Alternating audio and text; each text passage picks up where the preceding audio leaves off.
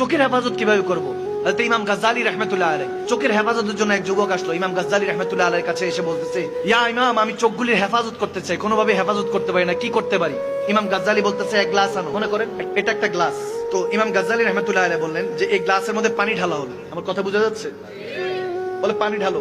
আবার হাদিসে এসেছে দুধকে ঢাললেন একদম টইটুম্বুর করে ওই গ্লাসের মধ্যে, টইটুম্বুর করে মনে করেন দুধ না হলো, একদম গ্লাস পুরোটা দুধ না হলো। ওই যুবককে দিয়ে দিলেন ইমাম গাজ্জালী। বলতেছে, এটা নিয়ে এক ফোঁটা যদি দুধ পড়ে তাহলে তোমার সাথে একটা লোক দিয়ে দিলাম, ডান্ডা দিলাম, মায়েরা ঠান্ডা করবে। বোঝা যাচ্ছে কথা?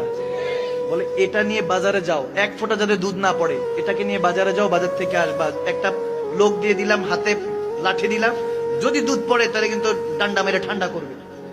ওই ছেলে যুবক করলো কি চাইলাম হুজুর কাছে আর কি দিল, আস্তে করে আস্তে আস্তে আস্তে আস্তে বাজারে গেল। কত লোক, কত কিছু, কিসের কোনো কিছু পাত্তা নেই, মায়ের ডরে আস্তে করে গেল। আস্তে করে আইসা হুজুরকে দিয়ে বলতে, হুজুর নেন, কি চাইলাম আর কি দিলেন? বলে, কি ব্যাপার, পানি পড়ছে? বলে, না হুজুর, বাইচা গেছি, যে বড় ডান্ডা দিছে, মায়েরা তো ঠান্ডা করে দিত, ঠিক না? এমন ভয় পাইছে। তখন ইমাম গাজ্জালী রাহমাতুল্লাহ আলাইহি বলেন, যুবক, এক ফোঁটা পানি দুধ পড়ার জন্য ভয়ে ওই লোকের মায়ের খাবা, এই ভয়ে তুমি দুনিয়ার এই দুধটাকে হেফাজত করলা, কিন্তু ইমানকে হেফাজত করলা না।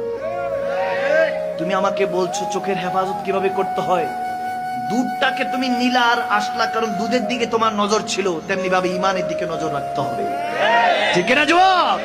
তুমি ইমানের দিকে নজর করবা, যেমনি ভাবে দুধ হেফাজত ছিল তেমনি ভাবে তোমার আমল হেফাজত করবেন কে? ইমান হেফাজত করবেন কে?